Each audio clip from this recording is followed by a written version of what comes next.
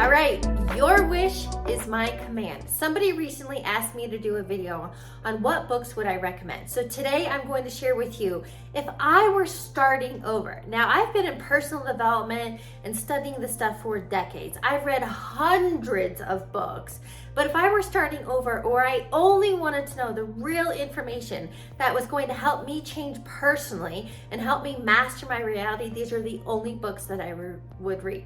Now, here's what I'm going to do. I'm going to introduce the book, give you the high-level framework, what this book is teaching, and a practical takeaway so you can implement and apply to your life. I highly recommend you take notes, and this is one you're probably want to come back to. But let's go ahead and get started. The first book that I highly recommend, this is ancient wisdom, and this book is the Kybalion.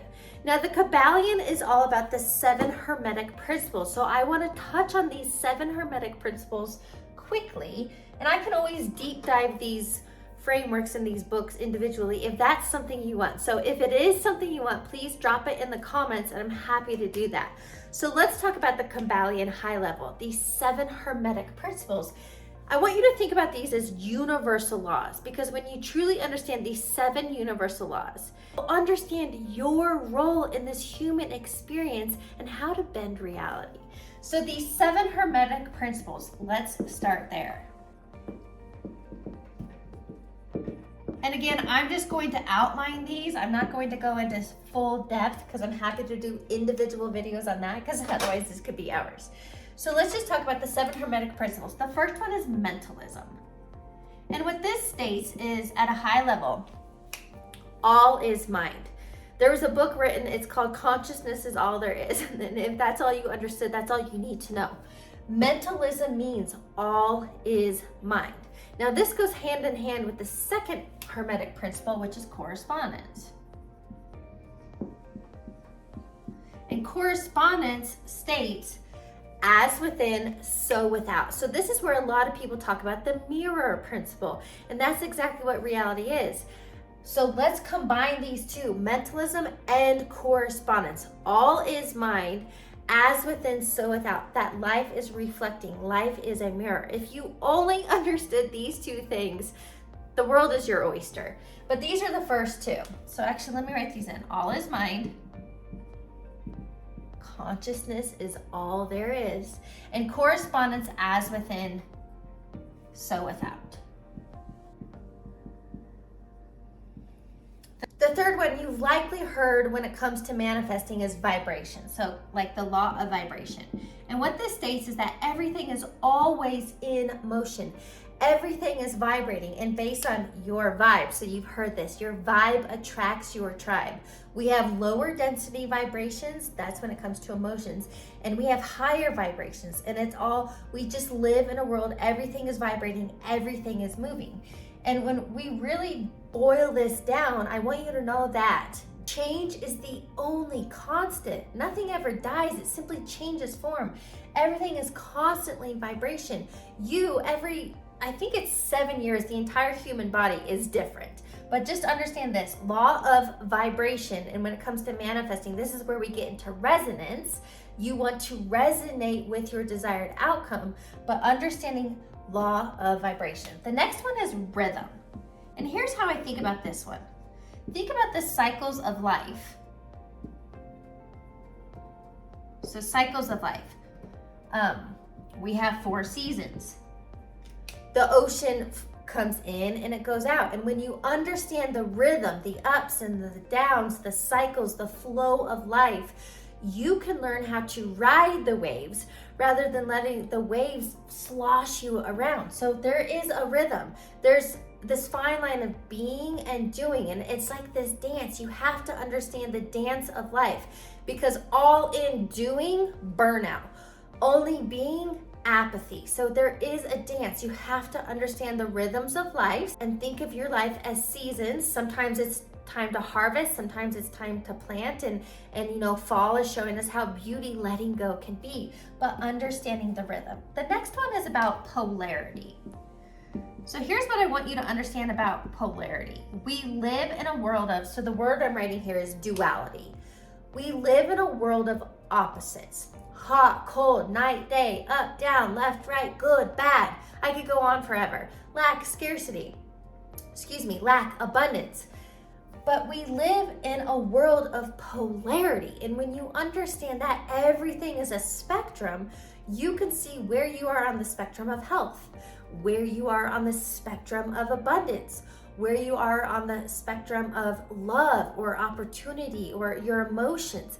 But everything is this polarity, which I'm going to talk about later, sharing with you Abraham Hicks, but I just want you to know polarity. It's like, which end of the stick are you holding? Are you closer to your desired result, or are you further away based on your state of being, which we're gonna go back to correspondence.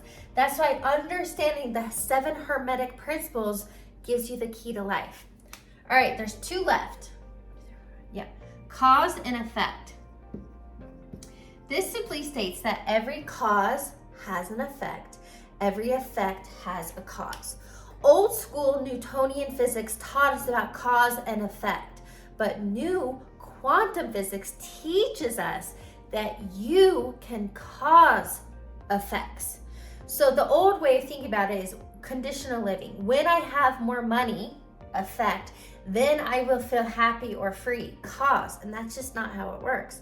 The true reality creation, cause and effect, is understanding first and foremost, you are the cause creating every effect in your life.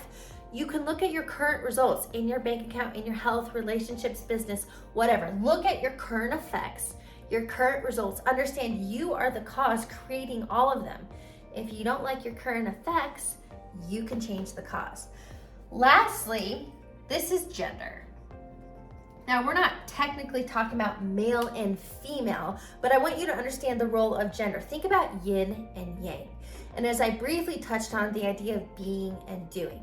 The easiest way to explain law of gender is understanding everything has a masculine and feminine component. So let's look at a river. We need the structure, the masculine energy, to create river banks. But then the feminine essence is the flow, the water moving. And that's why, again, it's being and doing. You can't just be, because that leads to apathy, dullness, heaviness, depression. And you can't always be doing, because that leads to high stress and burnout. So when you can understand this gender, this dance of masculine and feminine energy, because think about when it comes to business, you need strategy and you need systems and you also need creativity. You can think about this in your brain, the left and right hemispheres, but you need both. Now, this was very high level, but this is really important information. When you understand the 7 Hermetic principles and these 7 pieces, you can then start applying them to, number 1, personally transform. If you took away anything from this book, the Kybalion, it's these first 2. All is mind and correspondence, as within, so without. If you don't like your current effects, you have to change the cause, which is you. All right, let's move on to this next book. Now, I really highly recommend you take notes during this because I am dropping a lot of wisdom, a lot of golden nuggets. And remember, I have been studying these principles for decades and read hundreds of books to get to where I'm at today. I'm intentionally only giving you these books because when you really get into reading hundreds of books, they're all spin-offs of these principles. They're all saying parts of these teachings in one way or another. All right, the next book I want to share with you. Now, this is teachings I always go back to. If I feel off course or I've gotten too serious or I just feel stuck or stagnant, these teachings I always come back to because Abraham Hicks, Ask and It Is Given. Now, Abe has written a bunch of different books. It's actually channeled through Esther Hicks, but I go by Abe. Abe has written a ton of books, but I'm bringing you kind of a foundational one. Now, this kind of goes to the idea of law of attraction, which I will get into in another day. You're not attracting. Manifesting is not about attracting. It's about resonance, vibration, what we shared in the Hermetic principles. But let me give you the core teachings of Ask and It Is Given so you can apply this to your life. The biggest thing that Abraham Hicks always talks about is this: the emotional guidance scale. Now this is something you can Google, but I'll explain it. So the emotional guidance scale, again, we live in a world of polarity. Remember that from the Hermetic principles. But we have a spectrum of emotions. They're not good nor bad, they just are. And depending on where you're at on the spectrum, that pole will reflect your outcomes in life. So one of the highest emotions you can experience is love. And then down here is fear. And then there's a spectrum in between. But what Abraham Hicks talks about when it comes to reality creation is your emotions. So I want you to think, this is how I think about it. I want you to think of your emotions as a check engine light. Your emotions, so if you're in fear, stress, overwhelm, are your indicator of the thoughts that you are thinking. And when it comes to quantum physics, which I won't get into in this video, but when it comes to quantum physics, there's two parts to manifesting. Your conscious mind logic, the thoughts, which are the electrical charge. But then what amplifies your manifestations are your emotions, because your heart electromagnetic field is 5,000 times stronger than your brain's electromagnetic field. That's why emotions are the amplifier in manifesting. Emotions fuel your manifestations. That's why when it comes to wanting to manifest, when you are embodying love, joy, gratitude, these elevated emotions, it fast tracks that. So the biggest thing that Abraham Hicks always talks about are your emotional guidance scale. Again, your emotions are a check engine light, but something I shared when I was talking about the Kybalion, the Hermetic principles. Remember the idea of polarity? So what Abraham Hicks always talks about is which end of the stick are you holding? Because remember, it's a spectrum. So think about that. Let's talk money.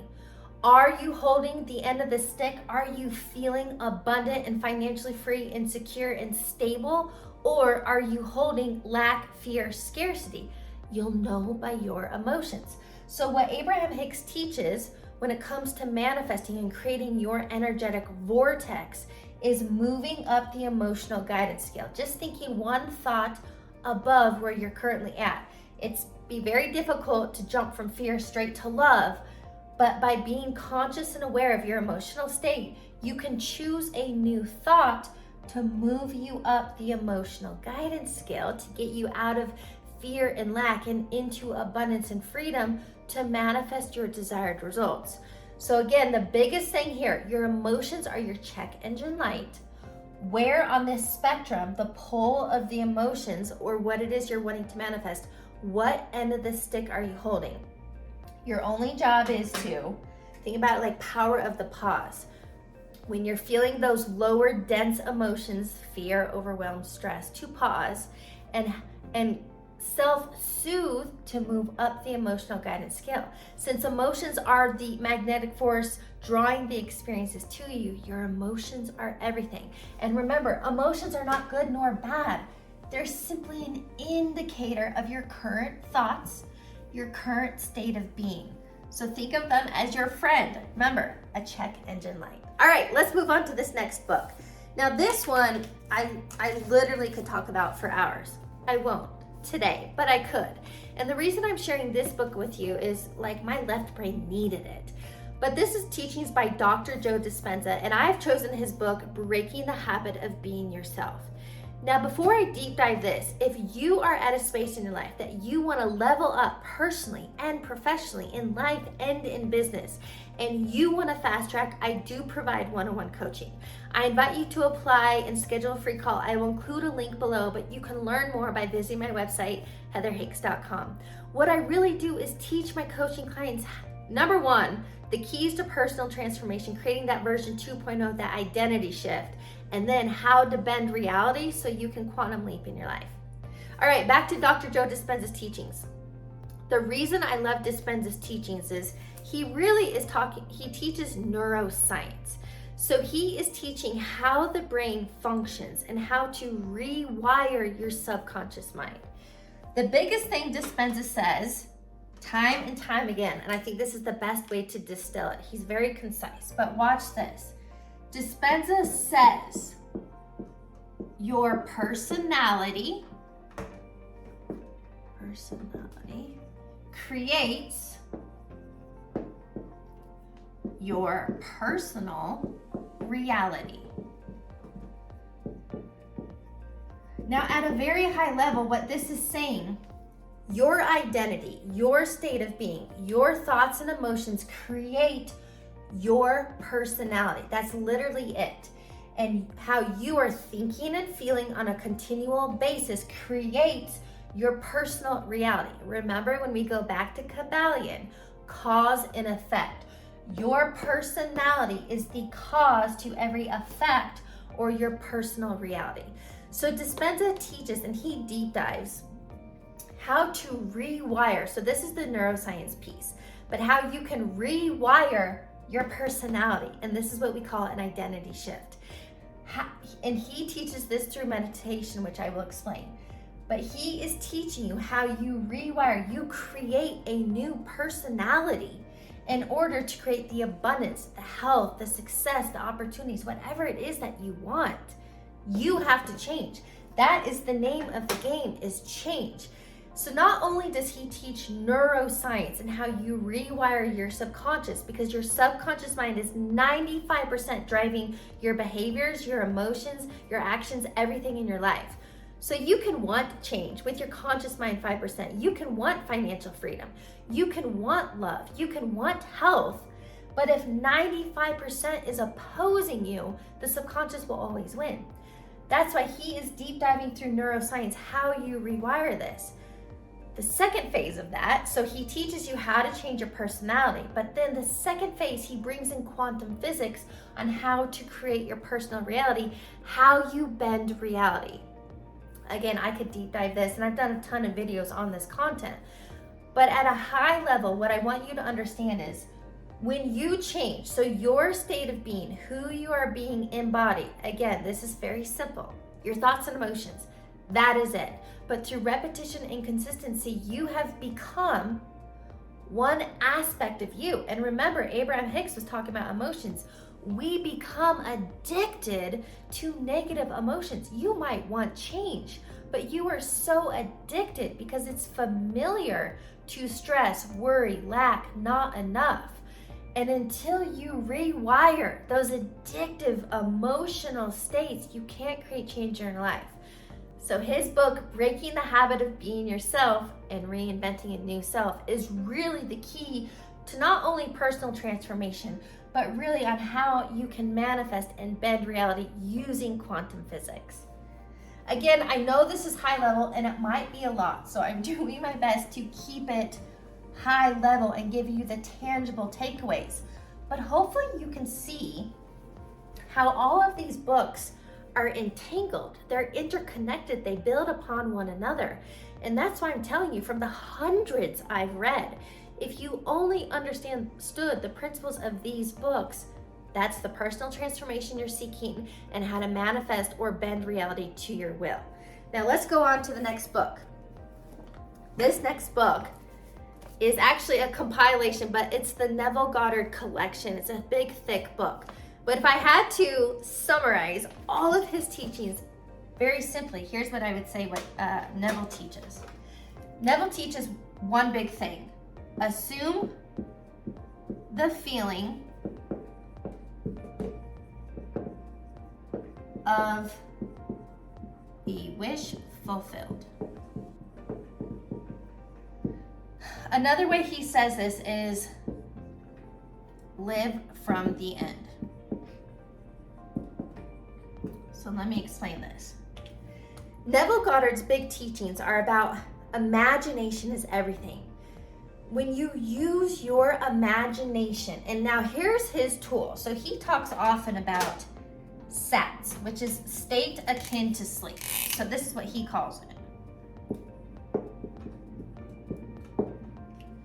State akin to sleep is his way of teaching you how to assume the feeling. Do you see how emotions are a big part here in reality creation? But assume the feeling of the wish fulfilled. So his big thing is you're not thinking of your desire. You don't think of money. You don't think about love. You live from the end. Live from the end, which means you have to think, speak, and feel and act as though it's already done. Let's say you're single and you really desire a loving relationship. This is not fake it till you make it. It's embody it until you experience it. So when you are thinking and feeling, you are already feeling. Remember, the heart is 5,000 times stronger. The electromagnetic field's 5,000 times stronger than your brain. The electrical signals, the thoughts you send out.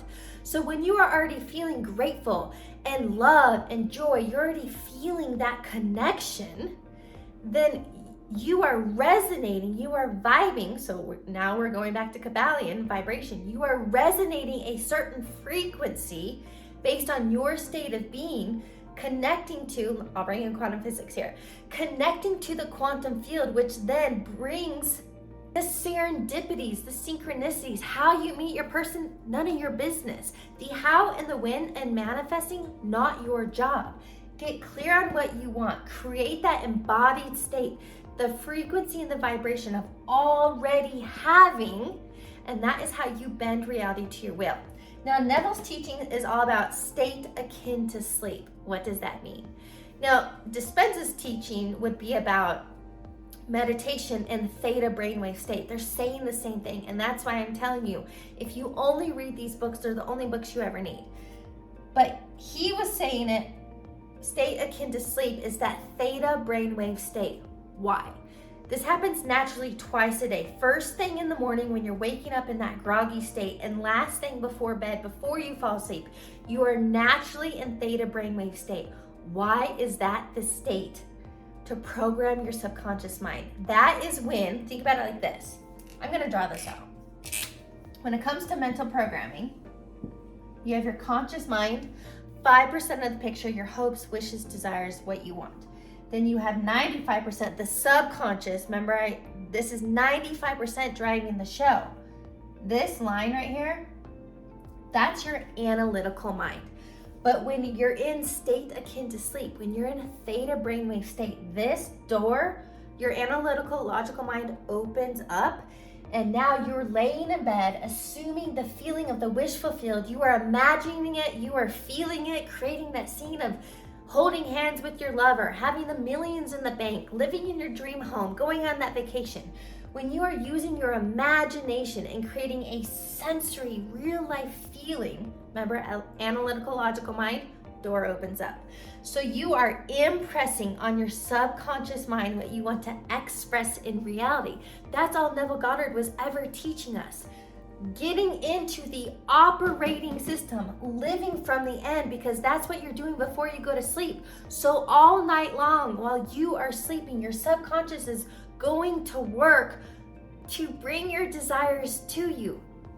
So the takeaway here, because I could go into depth here, but I want to keep this high level because this is not meant to be complicated.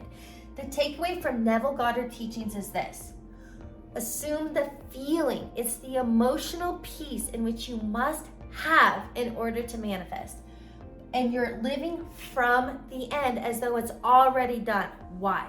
Because it creates certainty and knowing. And when you are living from that state of being, you have that embodied state, that embodied frequency, certainty and knowing, and you know what you want and you feel it's already done and you go about your life, watch out because it's going to come quickly.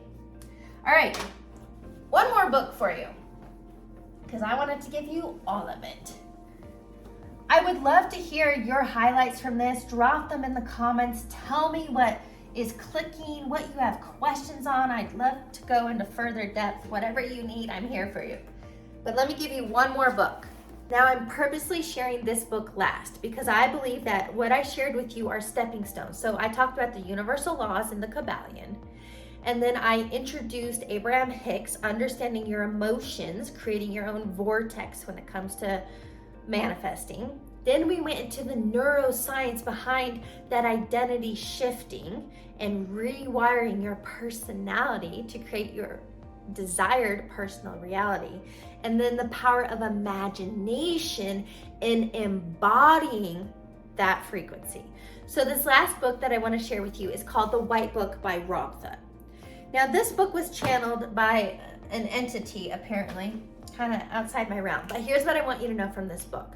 Ramtha reminds us this.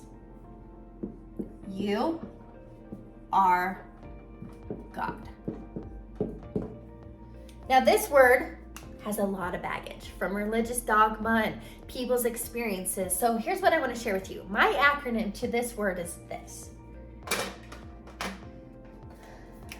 God, to me, stands for this: grand, old, divine. Now, this word right here, divine. Ramtha is reminding us that you are an aspect of divinity. So God as a whole, omnipresent, omniscient source energy, fragmented itself into currently 8 billion different versions of itself. There are 8 billion divine aspects on earth in this 3D human experience, and that forgot who they are. That's it. So Ramtha is teaching us, it's the idea of like, we fell into the state of amnesia. We forgot who we are. We feel powerless. We've been programmed and conditioned to fear, lack, and limitation. So what Ramtha reminds us in this book, that you are God. And there are 2 things that create. 2 things. Your thoughts. Number 1, your thoughts. And number 2, your emotions. So again, I'm telling you, when you understand these books on their own, everything else is like a snippet of this book. But you've heard this before.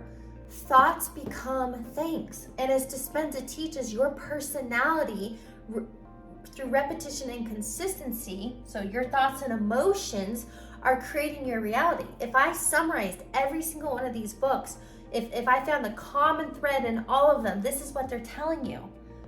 Thoughts become things. Your thoughts and emotions create your external reality. You are the cause creating every effect in your life. So not only have I taught you today the key behind personal transformation, so understanding your role, your aspect of the divine in reality creation, but then that second step, how to bend reality to your will. This is not meant to be a struggle experience, and most of humanity is stuck in survival mode. When you understand these teachings and, more importantly, apply them to your life, daily practices, daily rituals, you can move from survival mode and into thriving, and that is what you are here for. You are here to remember the divine aspect of who you are. That earth can be this playground for you, for growth and expansion and experimenting and evolving. That every challenge and obstacle has come your way to help you. It is for you to expand and grow. This has been a big paradigm shift from me, because we're taught that life is happening to us, but the truth is life is happening through you. So what I want you to take away from today, there's a lot, but the biggest thing is I want to help you get back into the driver's seat of your life, to create that version of you, that identity of you, that personality, who is confident, who is loving, who is grateful, so you can start thriving in every aspect of your life. Thanks for tuning in to today's video. Make sure you subscribe to my channel so you're the first to know when new videos drop, and give me a thumbs up. I'll catch you on the next one.